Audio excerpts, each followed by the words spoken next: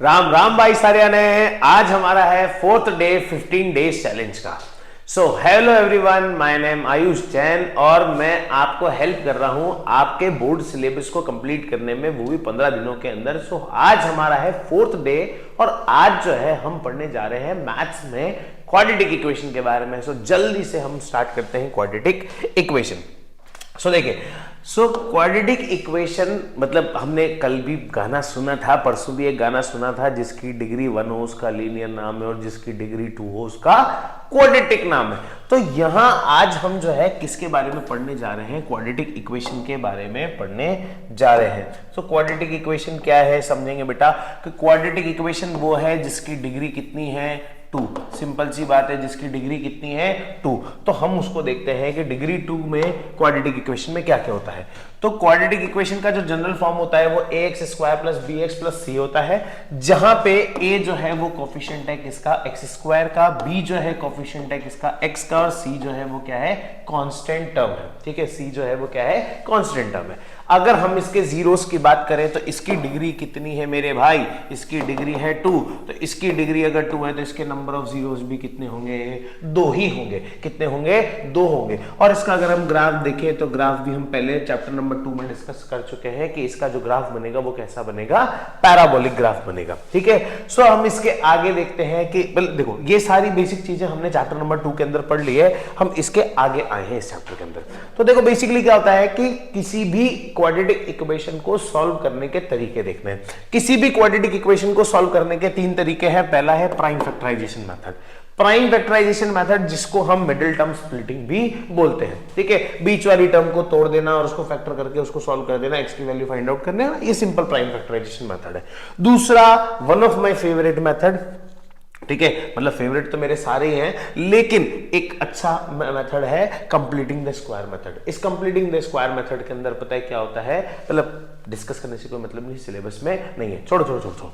ठीक है, अब तीसरा सबसे इजी, इस दुनिया में अगर कोई सबसे इजी मेथड है किसी भी क्वाड्रेटिक इक्वेशन को सॉल्व करने का तो वो यही है क्वाड्रेटिक फॉर्मूला। क्या होता है वो quadratic formula? x equals to minus b plus minus under root b square minus 4ac upon 2a। This is the formula. ठीक है, a की वैल्यू तुम्हें पता पड़ जाएगी, b की वैल्यू पता पड़ जाएगी, c की वैल्यू पता पड़ जाएगी, क्या क्या है, a की वैल्यू, b की वैल्यू, c की वैल्यू, वो वैल्यू को पुट कर दो, तुम्हारा आंसर निकल जाएगा। ठीक है, सो इस तरह से हमको क्या है क्वाड्रेटिक इक्वेशन करनी होती है। इसके बाद आता है इस चैप्टर का सबसे इंपॉर्टेंट क्रक्स, जहां से 1 नंबर का क्वेश्चन भी बन सकता है, 2 नंबर का भी बन सकता है और ज्यादा नंबर का भी बन सकता है, 3 नंबर तक का भी क्वेश्चन बन सकता है। वो क्या है? नटूरे ऑफ द रूट्स, मतलब नेचर ऑफ द रूट्स। ठीक है, तो नेचर ऑफ द रूट्स में क्या होते हैं? 3 तरह के नेचर होते हैं, या तो रियल रूट्स होंगे, या रियल इक्वल रूट्स होंगे, या फिर अनरियल रूट्स होंगे। तो इसको देखो क्या होता है कि इसको कैसे समझेंगे, बहुत इजी तरीका। इसमें ये d की वैल्यू निकालनी होती है। d क्या होता है? डिस्क्रिमिनेंट होता है। क्या होता है? Discriminant value.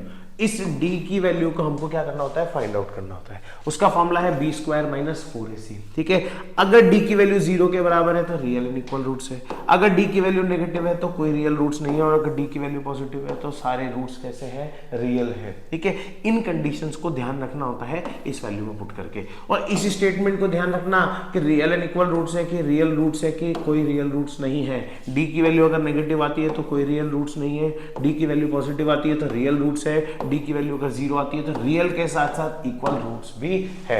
इस तरह से क्या होता है? ठीक है, ये सॉल्यूशन हमें निकालने को मिलते हैं। सो ये तो था चैप्टर का क्रक्स। अब हम करते हैं कुछ इंपॉर्टेंट क्वेश्चंस, जैसे क्वेश्चन तुम्हारे आ सकते हैं। तो पहला क्वेश्चन कहता है कि x plus 3 upon x plus 2 is equals to 3x minus 7 upon 2x minus 3 where x is not equal to minus 3 and 3 by 2, और हमें यहाँ पे क्या करना है? सॉल्व फॉर x करना है। ऐसा ही क्वेश्चन आएगा, 2017 में आया हुआ क्वेश्चन है। ठीक है, ये क्वेश्चन 2 मार्क्स में भी आ सकता है, 3 मार्क्स में भी आ सकता है। ठीक है, मतलब ये ऐसे क्वेश्चन 2 नंबर और 3 नंबर में डेफिनेटली आएंगे। ठीक है, तो इसको ध्यान रखना है। चलिए बढ़ते हैं इस क्वेश्चन की तरफ। x plus 3 upon x plus 2, 3x minus 7 upon 2x minus 3, ये क्वेश्चन दिया हुआ है। सबसे पहले जब भी ऐसी सिचुएशन आई इक्वल्स टू की क्रॉस मल्टीप्लाई कर लो, तो x plus 3 is multiplied by 2x minus 3 और x plus 2 is multiplied by 3x minus 7। x को 2x से मल्टीप्लाई करेंगे, प्लस के 3 को 2x माइनस 3 से, मतलब क्या किया है, इस x को इस पूरे से, इस 3 को इस पूरे से, सो 2x square minus 3x plus 6x minus 9, इस x को इस पूरे से और इसको इससे, तो ये हो गया 3x square minus 7x plus 6x minus 14। ठीक है, अब सॉल्व कर लो, सारी वैल्यूज को एक तरफ ले लो, मैं चाहूंगा ये सारी वैल्यूज उधर चली जाए। ठीक है, तो ये इक्वल टू इधर 3x स्क्वायर, ये 2x स्क्वायर माइनस में, सो 2x स्क्वायर, ये माइनस का 3x और प्लस 6x उधर जाएंगे, तो सबसे पहले माइनस का 7x प्लस का 6x, ये माइनस का 3 उधर गया तो प्लस का 3x, ये प्लस का 6x उधर गया तो माइनस का 6x, इससे इसकी वैल्यू कैंसिल आउट, तो ये दोनों प्लस माइनस जो भी होने हो जाएंगे। ये हो गया, ये हो गया, ये हो गया, ये माइनस का 14 यहाँ पे और ये माइनस का 9 उधर जाएगा तो प्लस का 9 उधर, तो इक्वेशन बन जाएगी हमारे पास, इक्वेशन बन जाएगी, माइनस किया तो x स्क्वायर माइनस और प्लस माइनस का 4x माइनस और प्लस माइनस का 5, यही बच रहा है। ठीक है, माइनस का 5, तो हमारी क्वाड्रेटिक इक्वेशन आ गई। अब इस इक्वेशन को हम क्या करेंगे, x square minus 4x, x square minus 4x minus 5, इसको क्या करो, किसी भी मेथड से सॉल्व करो, मैं बाय क्वाड्रेटिक फॉर्मूला करूंगा, बाय क्वाड्रेटिक फॉर्मूला करूंगा इसको। ठीक है, क्वाड्रेटिक फॉर्मूला से मैं देखता हूं कि a की वैल्यू 1, b की वैल्यू -4, c की वैल्यू -5। ठीक है, तो x बराबर minus b plus minus under root b square minus 4ac upon 2a। एक बात मेरी बहुत इंपॉर्टेंट है जो ध्यान रख लेना कि कभी भी जब आप इस तरह के क्वेश्चंस करो जिसमें फॉर्मूला हो तो वहां पे आपको सबसे पहले फॉर्मूला लिखना है, इस बात को ध्यान रख लेना, क्योंकि उस फॉर्मूले के इंपॉर्टेंस है। बाय द वे सपोज करो कि हमने एक छोटी सी मिस्टेक कर दी और छोटी सी मिस्टेक करते से पूरा क्वेश्चन गलत, फॉर्मूले के मार्क्स तो मिलेंगे कम से कम, टीचर कहीं ना कहीं तो हमें नंबर देगा। तो इस बात को ध्यान रखना कि कहीं भी फॉर्मूला बेस्ड क्वेश्चंस करोगे तो उसमें आपको फॉर्मूला लिखना है, तो आपके मार्क्स की जो आने की जो रफ्तार है, मार्क्स को देने की जो टीचर की टेंडेंसी है वो बढ़ जाएगी। ठीक है, एक इंपॉर्टेंट टिप है, ध्यान रखना। तो x की वैल्यू माइनस का b बोले तो माइनस का 4 plus minus under root b square बोले तो -4 का स्क्वायर -4 इंटू 1 इंटू माइनस का 5 माइनस का 5 अपॉन 2 मल्टीप्लाई 1, तो x की value minus +4 plus minus under root 16 plus 20 upon 2, so यहां से x equals to +4 plus minus under root 36 upon 2, x की value 4 plus 6 plus minus 6 upon 2, x की value 4 plus 6 upon 2 और x की value 4 minus 6 upon 2, x की value minus का 2 upon 2, x की value minus का 1 और इधर x की वैल्यू 10 अपॉन 2, इधर x की वैल्यू कितनी हो गई 5। तो यहाँ पे हमारे दो सॉल्यूशंस निकल जाते हैं, x और y की वैल्यू निकल जाती है। इस तरह से हमें इस क्वेश्चन को क्या करना है, सॉल्व करना है बाय यूजिंग क्वाड्रेटिक फॉर्मूला। ठीक है, नेक्स्ट क्वेश्चन देखते हैं। नेक्स्ट क्वेश्चन क्या कहता है, नेक्स्ट क्वेश्चन एक वर्ड प्रॉब्लम है, divide 27 into 2 parts such that the sum of their reciprocal is 3/20। ठीक है, इस तरह का क्वेश्चन वर्ड प्रॉब्लम में जब भी क्वेश्चन आए, जो भी क्वेश्चन पूछ रहा है ना उसी को क्या मान लो, x वगैरह मान लो। सो यहां हम क्या मान लेंगे, let the first part be x, sum divide 27 into 2 parts, अगर एक हिस्सा x है तो दूसरा हिस्सा क्या हो जाएगा, सेकेंड पार्ट क्या हो जाएगा उसका 27 माइनस x, 27 माइनस x। अब इसको सॉल्व करो, मतलब हमें ये तो पता पड़ गया कि x प्लस 27 माइनस एक्स की वैल्यू 27 होगी। अब उसने बोला है कि such that the sum of their reciprocal, तो according to problem sum of their reciprocal मतलब 1/x प्लस 1/27 माइनस एक्स जो है वो 3/20 के इक्वल है। ठीक है, सॉल्व कर दो। x एलसीएम लिया, x 27 माइनस एक्स, तो ये 27 minus x plus 1x equals to 3/20। कैसे किया? पहले तो इन दोनों को मल्टीप्लाई कर दिया, नीचे लिख दिया, इसको इधर मल्टीप्लाई कर दिया, तो आंसर 1 से किएंगे तो ये इससे ये वैल्यू कट जाएगी। ठीक है, इसके आगे सॉल्व करते हैं। 27 इंटू 20 कर दो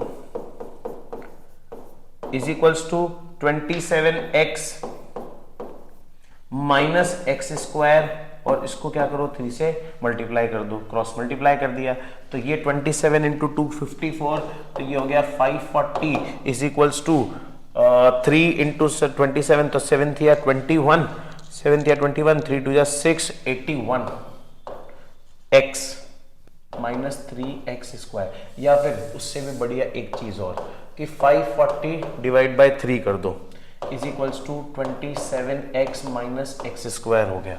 तो ये इधर कैंसिल आउट हो जाएगा, 3 1 जा 3, ठीक है, 3 1 जा 3, 3 8 जा 24, 180 is equals to 27x minus x square. हमारी इक्वेशन बन जाएगी x square minus 27x plus 180 is equals to 0। इसको उधर लेके आ गया हूँ, इसको उधर लेके आ गया हूँ, तो सारी वैल्यू क्या होगी? प्लस में होगी, क्योंकि मुझे x की जो डिजिट है वो किस में नहीं रखनी है, न एक्स स्क्वायर की डिजिट जो है नेगेटिव में नहीं रखनी। अब इसको हम क्या करेंगे? प्राइम फैक्टराइजेशन मेथड से सॉल्व कर देंगे। 180 के फैक्टर देखो, 180 के फैक्टर कितने होते हैं? ठीक है, 180 के अगर मैं फैक्टर देखने जाऊँ तो ये 2 से 90, 2 से 45, 3 से 15, 3 से 5 और 5 से 1, हमें कितना चाहिए? 27, तो 3 3 जा 9 और 9 5 जा 45, छोड़ो, 3 2 जा 6, 5 3 15, 12 15, so x square minus 12x minus 15x plus 180 equal to 0, ये हो गया। तो ये हो गया x minus 12 minus 15 x minus 12 equal to 0। So x minus 15 और x माइनस 12 इक्वल टू 0। तो x की वैल्यू एक बार तो कितनी आ गई? 15, और x की वैल्यू एक आ गई 12। लेकिन ये क्वेश्चन यहां तक सॉल्व नहीं हुआ, पूरा नहीं हुआ, क्योंकि उसने क्या पूछा है? Divide 27 into 2 parts. तो हम यहां लिखेंगे कि फर्स्ट पार्ट, अगर फर्स्ट पार्ट जो है वो x है मतलब 12, तो सेकंड पार्ट कितना होगा? सेकंड पार्ट कितना होगा? 27 minus x which is equal to 15। और अगर फर्स्ट पार्ट जो है वो x मतलब 15 है, तो सेकंड पार्ट कितना होगा? 27 माइनस एक्स बोले तो 12। ठीक है, ये स्टेटमेंट लिखोगे तभी जाके बेटा, अगर वो 3 नंबर का है ना, तभी जाकर के पूरे नंबर मिलेंगे इस स्टेटमेंट। क्योंकि क्वेश्चन में उसने ये नहीं पूछा है कि तुम क्वाड्रेटिक इक्वेशन को सॉल्व कर दो या बना दो, उसने तो ये पूछा है कि उसको 27 को 2 पार्ट में डिवाइड करो, तो उनको तो इन 2 पार्ट से मतलब है, इसलिए हमें इस चीज का ध्यान रखना है। ठीक है, moving to next question. Next question, अच्छा ये बड़ा इंटरेस्टिंग क्वेश्चन है, देखो, क्योंकि ये नेचर ऑफ द रूट्स के ऊपर डिपेंड करता है क्वेश्चन। ठीक है, कैसे? Find the value of k for which the equation x square plus k bracket 2x plus k minus 1 equal to 0 has real and equal roots. तो कैसे roots हैं? Real and equal roots, real and equal roots है। ठीक है, तो यहां हमें देखना पड़ेगा पूरी चीजों को कि इसे x square plus 2kx plus के स्क्वायर माइनस के इक्वल टू 0। तब यहां पे ए बी सी डी की वैल्यू निकालो। यहां पे a की वैल्यू कितनी हो गई? 1, b की वैल्यू कितनी हो गई? 2k, c की वैल्यू कितनी हो गई? के स्क्वायर माइनस के।